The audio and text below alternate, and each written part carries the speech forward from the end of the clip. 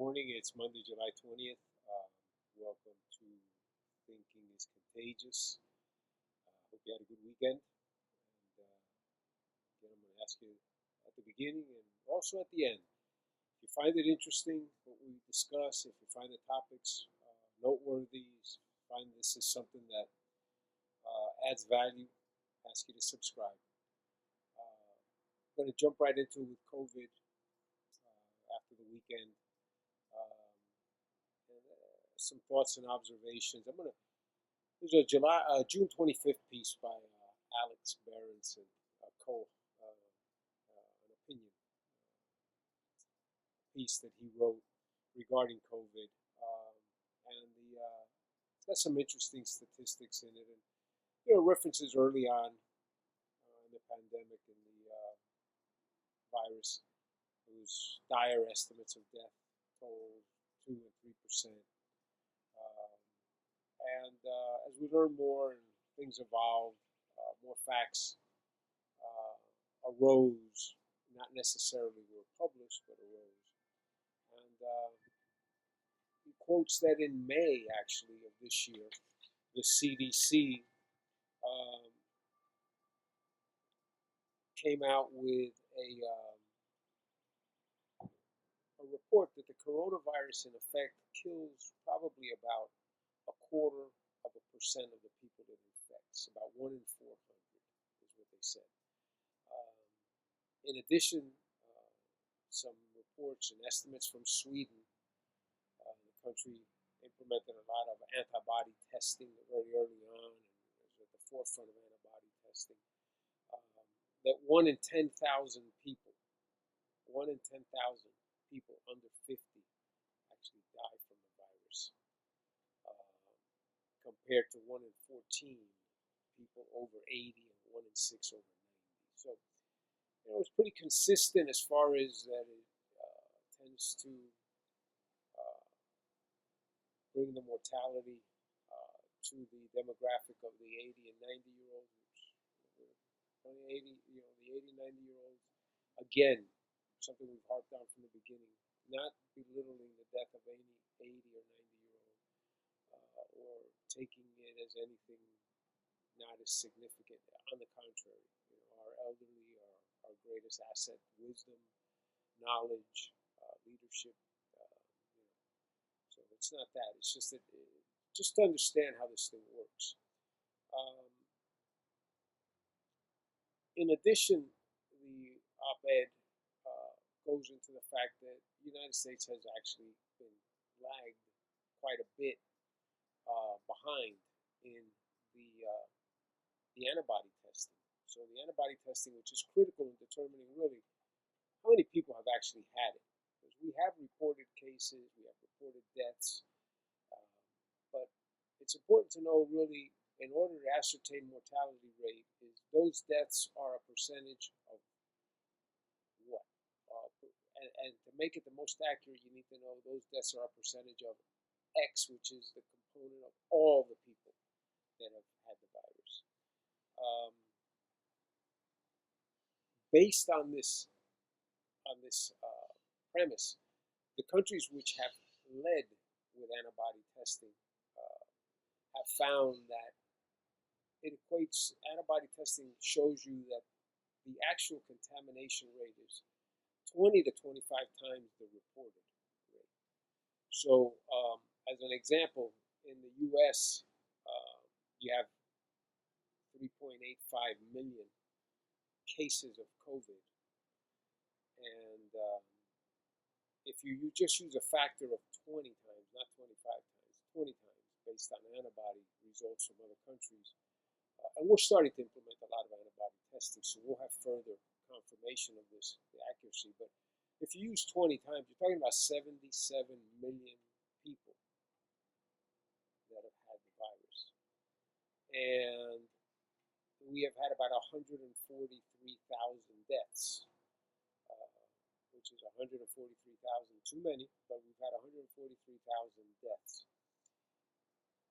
As a component of 77 million, you're talking about a mortality rate of 0.0019.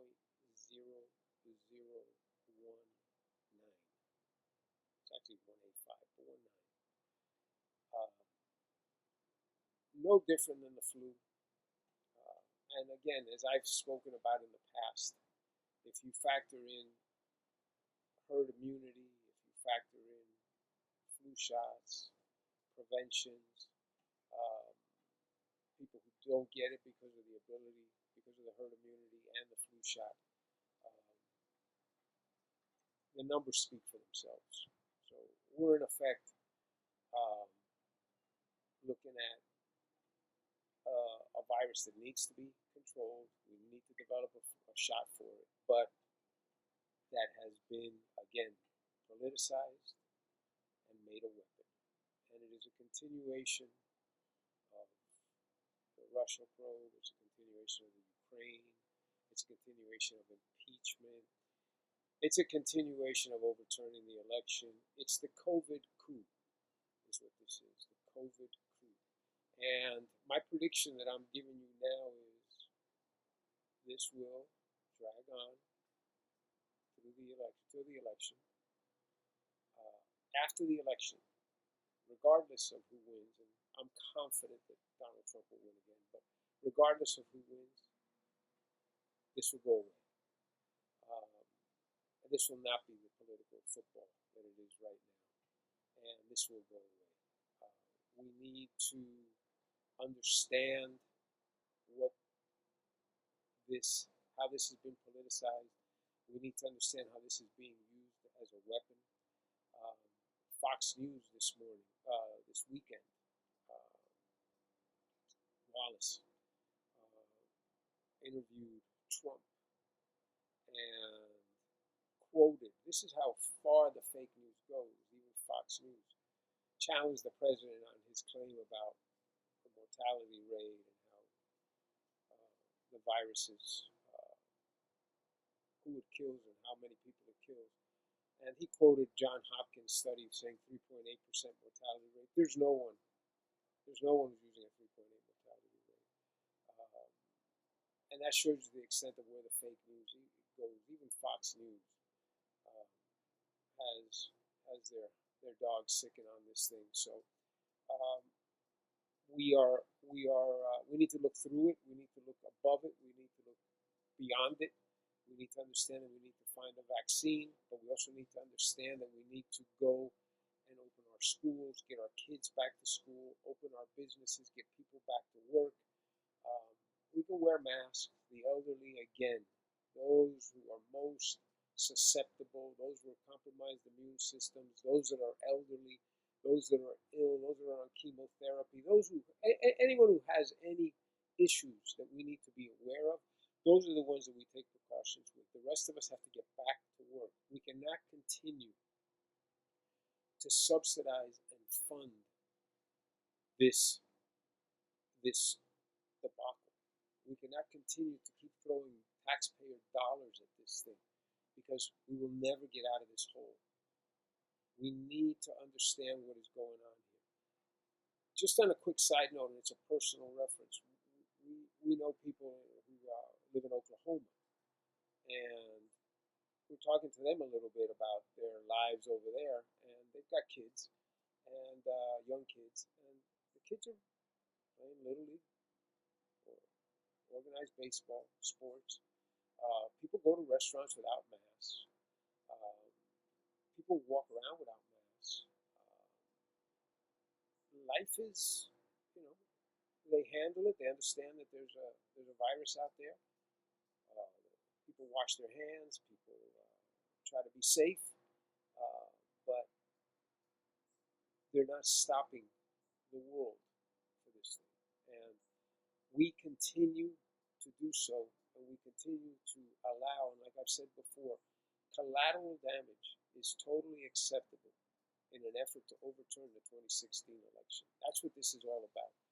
Regardless of the cost, the election must be overturned, and Trump must not win. And that's what this is all about. We need to understand it, and we need to address it, and we need to go to the voting booths in November and let the world know that we are much smarter than what the mainstream media is telling us we need to believe. I hope that this is taken in the right way, the context that it's meant to be, which is that we are very sorry for anyone who's been impacted by COVID, just like we're very sorry for anyone who's been impacted by cancer, heart disease, mental illness, addiction, anything. We're very sorry for it. It's not something that we downplay or belittle or in any way minimize. But we cannot stop ourselves. We cannot stop our society from living, moving forward, and flourishing. Life goes on, and it will continue to go on. Thank you.